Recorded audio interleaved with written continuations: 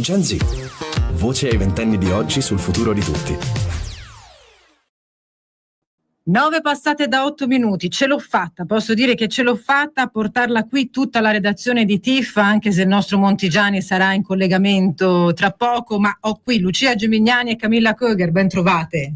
Ciao, buongiorno a tutti. I giovani che parlano e vengono visti e raccontati dai giovani. Redazione del nostro canale video, This is Florence, che si occupa pressoché davvero quotidianamente con servizi e interviste dei giovani. Come non potevamo dedicare l'ultima puntata di questa stagione della nostra rubrica a loro? E allora Lucia, partiamo subito da uno dei temi che tu hai scelto di raccontarci per questa puntata di Gen Z. Giovani e politica, partecipazione o comunque attenzione ai temi politici, ai referendum, quanto i giovani fiorentini sentono vicino la politica. Questo è stato un po' un tuo elemento di indagine e monitoraggio. Sì, esatto, e soprattutto quanto i ragazzi sentono vicina a livello proprio sentimentale la politica, perché poi si sa una questione o comunque una causa c'è sempre più vicina quando la sentiamo molto, anche di pancia, e quello che ho scoperto insomma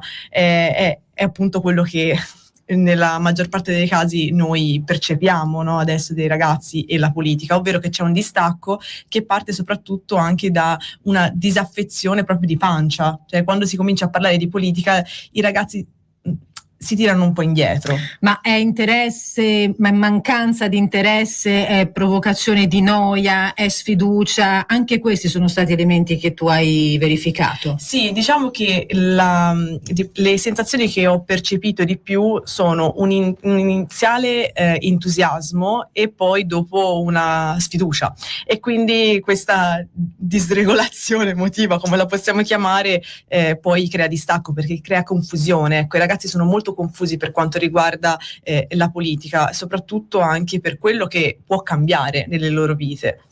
L'elemento, diciamo, lo spunto è stato anche l'appuntamento referendario. Esatto, l'appuntamento dell'8 e il 9 giugno, e in questa occasione insomma sono stata a Novoli a prendere delle voci da parte dei ragazzi dell'Università di Firenze. Allora, sentiamo un estratto. Non credo ci sia tutto questo grande interesse alla politica. Forse sono un po' anche prese dal contesto universitario che tende ad assorbirli ma non a renderli partecipi alla vita politica, ecco, no, di tutti i giorni. C'è la formalità per cui viene detto incentiviamo i giovani al voto, è importante votare, eccetera. Però alla fine credo che il più grande incentivo al voto sia quello di permettere la partecipazione dei rappresentanti giovani. Da una parte ci sono quelli che si ritrovano disorientati di fronte a questo, c'è chi invece vuole andare a dire no, la nostra parola può contare, ci possiamo unire, possiamo effettivamente fare un cambiamento. E dunque questo è un estratto del video, perché tutto quello di cui stiamo parlando oggi è visibile anche su This is Florence, sui canali social di TIFF. Dunque l'emozione gioca un ruolo chiave nell'avvicinare un giovane o nell'allontanarlo alla causa. È un tema che ha visto dei commenti o una partecipazione poi sui social rispetto al servizio che è andato in onda? Allora sì, ho visto partecipazione, ma purtroppo una partecipazione un po' più dispregiativa da parte degli adulti nei confronti del referendum stesso. I ragazzi si sono astenuti dal dare una propria opinione anche in questo caso. Diciamo che forse ho visto più interazione a livello appunto di like dai ragazzi, i quali si sono magari interessati di più alla causa, però diciamo commenti scritti più delle generazioni un po' più grandi, che però diciamo sono stati anche un po' disincentivanti al voto stesso. Un grande classico, possiamo dire. Continuiamo a parlare di voi e invece bisogna cercare in tutti i modi di intercettarvi e di ascoltarvi, anche un po' la finalità di Gen Z come trasmissione. A questo proposito affrontiamo un altro grande tema, che è quello del lavoro ma anche dell'artigianato. Proprio ieri in un approfondimento con Ebret abbiamo parlato di una forte componente giovanile che sta prendendo le redini di attività artigiane. Anche di questo ti sei occupata tu, Camilla? Sì, mi sono occupata di questo. Diciamo che lo spunto veniva, anche se indirettamente, da mio fratello, perché lui è un pieno Gen Z, 18 anni, pieno di amici, e tra i suoi amici ha anche un amico che fa il bottegaio. diciamo un mestiere in disuso ormai, andando a ripescare un po' di dati. Di quale bottega? Allora, la bottega storica Maselli, lui fa il corniciaio insieme al fratello. Lui ha 19 anni, si chiama Giovanni, il fratello si chiama Tommaso ed è un poco più grande, quindi sono giovanissimi che fanno appunto un mestiere in disuso, perché adesso, se vado a ripescare qualche dato... Nel frattempo ti do una mano in questa riflessione mentre cerchi il dato. È un passaggio di testimone, cioè è a livello familiare? Sì, a livello familiare. Nasce dal loro nonno, che passa in mano poi al loro padre, e diciamo questa passione poi viene trasmessa anche ai figli. Qualcosa ormai difficile da ritrovare. Io poi, riflettendo anche un po' sul perché, su internet si trovano varie motivazioni sul perché la crisi del settore artigiano è ormai così forte in questi giorni, però io, facendo una mia riflessione, andando un po' anche a capire, confrontandomi con i miei amici, mi rendo conto che noi viviamo nella generazione del sogno americano. Quindi viviamo in quella generazione che riteneva potersi allontanare dal contesto familiare per ambire ad un qualcosa di più grande, quindi anche a delle posizioni lavorative a livello di carriera più importanti, con stipendioni. E se si veniva da un contesto magari più difficile, più complicato, allora si era quasi avvantaggiati in qualche modo, cioè si sarebbe raggiunto, non lo so, la vetta più alta. Secondo me oggi i ragazzi stanno aprendo gli occhi, capiscono che in Italia il lavoro non è meritocratico come si è sempre ritenuto, e secondo me è questo uno dei motivi per cui tanti ragazzi si sono voluti allontanare dal loro contesto familiare, perché credevano di poter cercare un qualcosa di più grande. È un tema che abbiamo affrontato anche proprio con voi in termini di redazione, no? E anche come esperienze personali. Cioè, la scala sociale, lo certificano anche i dati, si è fermata, e soprattutto se sei in una condizione di difficoltà familiare, hai una difficoltà formativa a tua volta, quindi tutto ciò è penalizzante.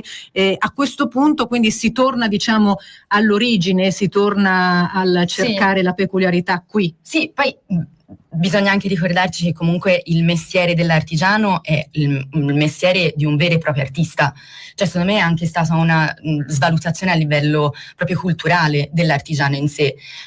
Poi se si manderà in onda l'audio, c'è Tommaso, il ragazzo più grande, che lui racconta una sua difficoltà, che è quella di essere arrivato ad un livello di conoscenza del mestiere abbastanza alto, ma di non poter apprendere più da altre persone, perché sono figure che mancano, e questa cosa, cioè, comunque, appunto, cioè, è una complicanza che poi anche questi giovani che sono appassionati e che amano il loro lavoro. Io, andando a intervistare Tommaso e andando a intervistare Giovanni, non ho mai sentito un ragazzo di 19 anni appassionarsi così tanto al lavoro che fa. E allora sentiamoli Tommaso e Giovanni Maselli, intervistati da Camilla.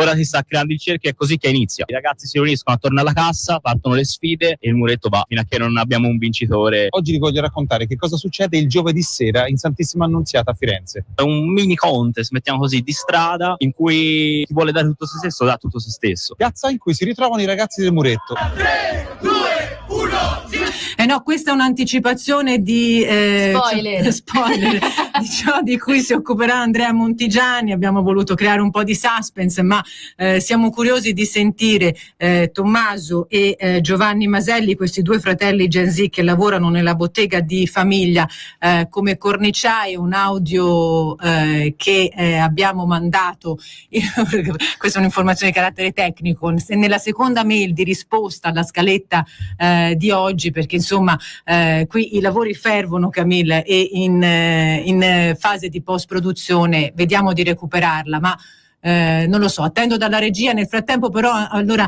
abbiamo Andrea Montigiani in collegamento con noi, poi ci torniamo, Camilla, tu rimani concentrata sul tema. Andrea Montigiani in collegamento perché ti stai spostando per TIFF, quel di Lucca, poi tramite il canale di This is Florence ci racconterai perché, ma tu ti sei occupato, Andrea, proprio in questi giorni, video freschissimo di Firenze e la vita notturna, che parlando di stagione estiva e di hashtag Movida, insomma, ne hai avute di cose da raccontare. Perché questo tema, soprattutto da cosa siete partiti? Buongiorno Chiara, buongiorno Camilla Lucia. Sì, ora in questo momento sono in viaggio, sono per Lucca, ma poi esatto, come dicevi, ne parleremo prossimamente sul canale di Tife e i nostri ascoltatori e i nostri follower lo scopriranno. Sono partito, ho sentito un po' l'anticipazione, diciamo, del servizio. Sono partito da una domanda: dove escono i ragazzi oggi a Firenze? Se escono, se frequentano le piazze, non le frequentano? E facendo questa riflessione mi sono reso conto che è un po' ciclico il percorso delle piazze fiorentine, va un po' a periodi. Per un po' di tempo viene frequentata magari Piazza Santo Spirito, maggiormente Piazza Santa Croce.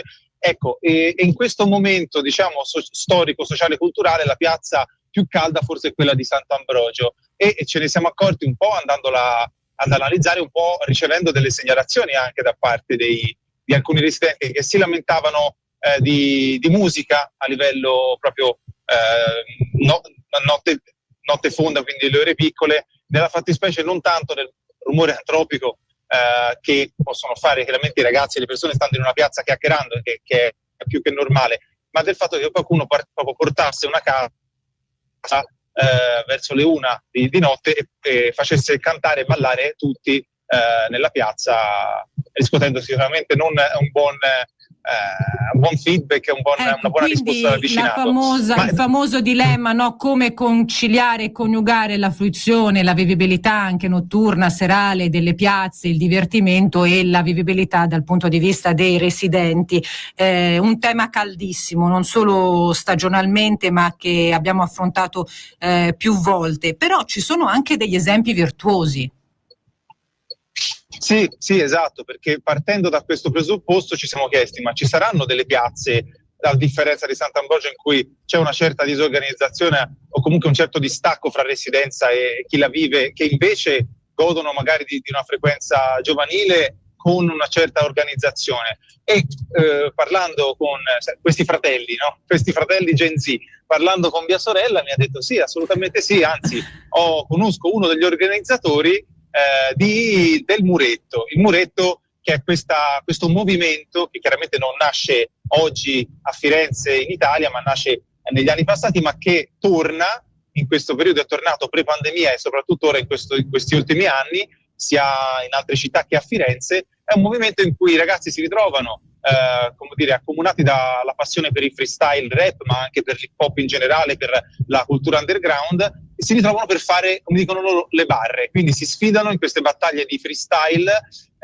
e in questo caso hanno identificato Piazza Santissima Annunziata, e il giovedì sera, perché come mi hanno detto gli organizzatori, i ragazzi cercano un luogo, cercano una ricorrenza, e cercano qualcosa per un luogo che possa dare loro comunque continuità, dare qualcosa di un interesse comune, che quindi dia appuntamento a una comunità unita da un interesse, però che non sia l'ufficializzazione, no, della serata o del posto, ma sia in qualche modo un riappropriarsi di uno spazio pubblico, tutti insieme con una ritualità e per un interesse comune. Esattamente, ma soprattutto la ricorsività, cioè il ritrovarsi di nuovo magari un giorno e trovare, come dire, un appuntamento fisso che possa riunire un certo appena usciti dal liceo, primi lavoratori, insomma giovani, e si sono ritrovati, diciamo, sotto questo cappello del freestyle, ma come sentiremo non ci sono solo coloro che ascoltano per forza questo tipo di musica, è proprio riappropriarsi di uno spazio e stare con i propri coetanei e godere appunto di una piazza come... E allora Andrea, sentiamo questo contributo, grazie davvero per questa introduzione. Tu hai intervistato Rima, Strato e Pierpaolo, 3 dei 4 organizzatori del Giglio, il Muretto di Firenze. Sentiamo appunto le loro voci.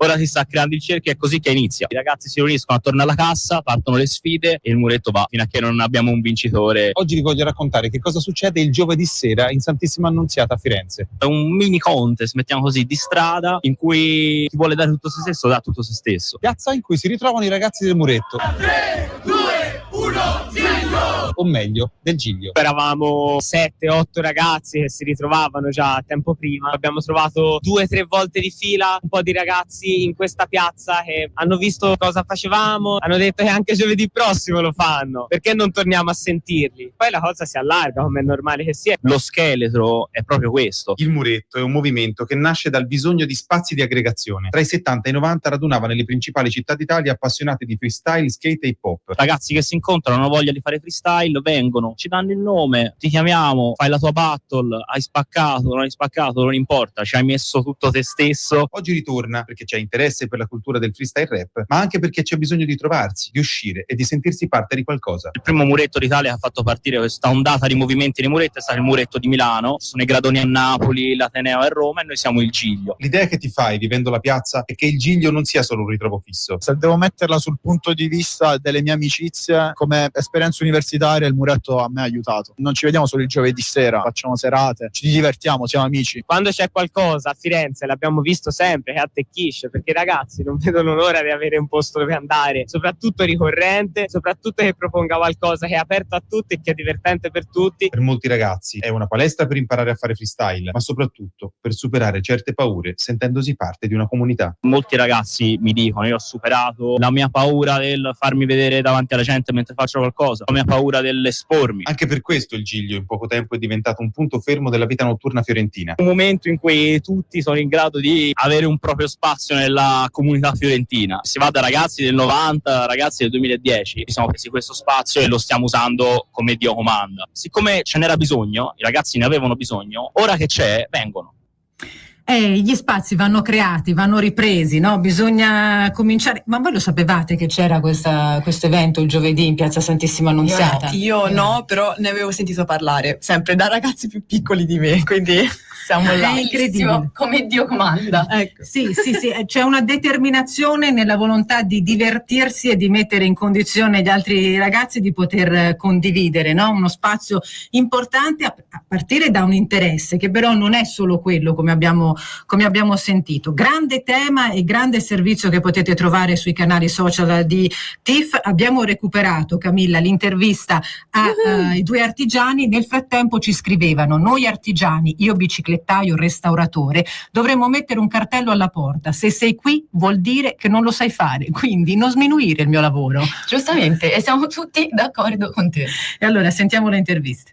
Posso dire che ci sono nato qua dentro. Ho la bottega davanti a casa e ho iniziato alle elementari con lo spolvero delle cornici, con la pulizia dei vetri. Poi piano piano ti inizia a piacere, ti coinvolge come lavoro. Posso dirti che ci vuole tempo, cioè a appassionarti ci vuole tempo, devi starci, devi viverla la bottega. Ecco. A distanza di 4 anni, 5 anni, non sono a niente, devo imparare ancora tutto. Più che altro il problema oggi è il saper fare, più che il tempo, il costo, proprio perché non c'è più la manualità, non c'è stato un ricambio generazionale, cioè i vecchi intagliatori non hanno passato il loro sapere alla nuova generazione e questo per me risulta essere un problema, perché non posso apprendere ormai più da nessuno. Io vivo con quelli che sono gli insegnamenti che mi ha dato il mio maestro. Se si continua così, questo mestiere va proprio a morire. Le persone sono molto felici quando entrano in bottega.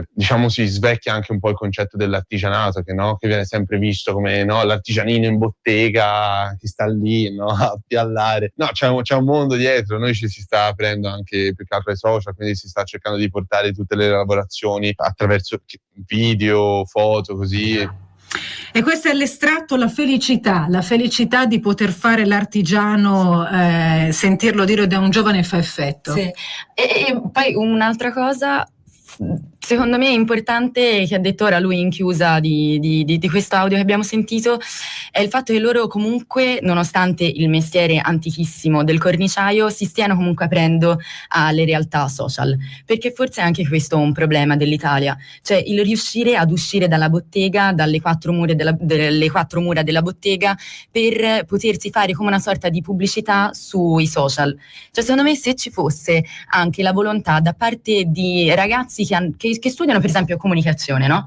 Di fare dell'esperienza, facendo appunto, magari creando dei profili di botteghe, di artigiani, in cui vengono raccontate in chiave social sarebbe queste realtà. Un buon ponte dialogo occupazionale interessante.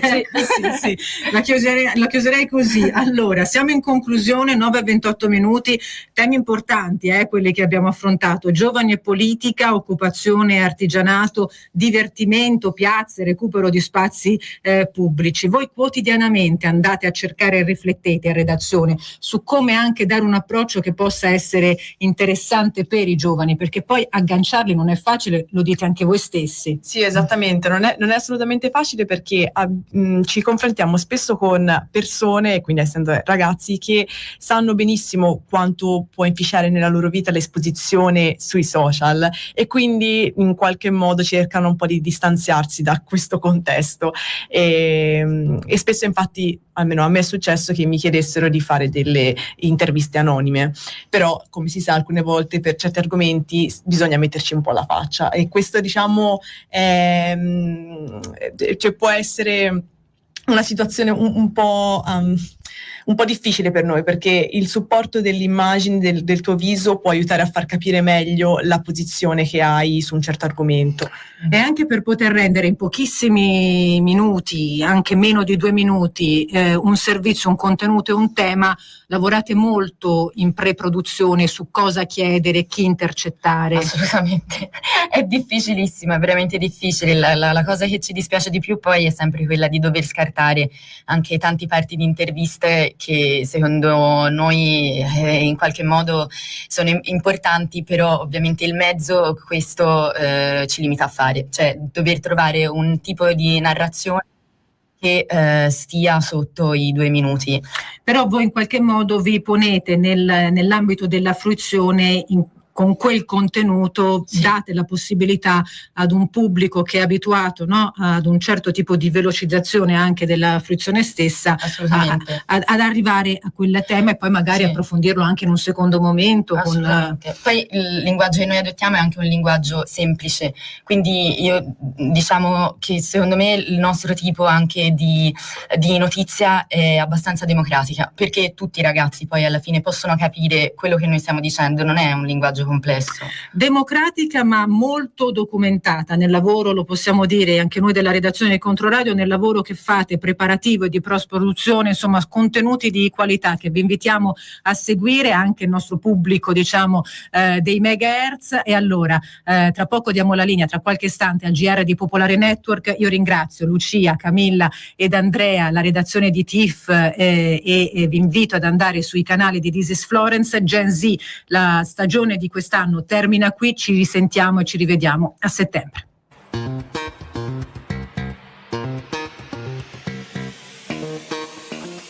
Gen Z, voce ai 20 anni di oggi sul futuro di tutti.